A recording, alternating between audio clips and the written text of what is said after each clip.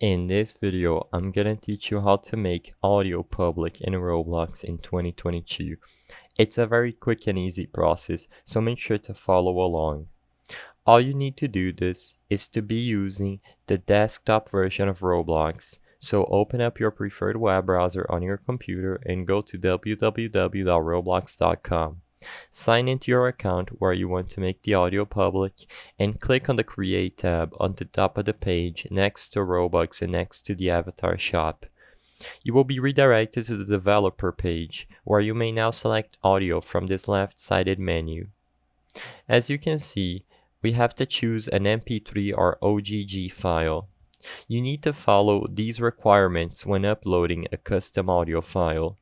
To do this, just go back to the Audio tab and within Create an Audio, choose a file to upload.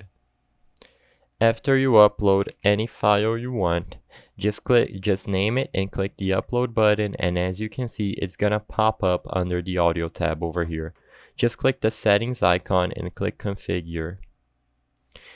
In here, you can set the description, set the genre, and you can also share this with everyone.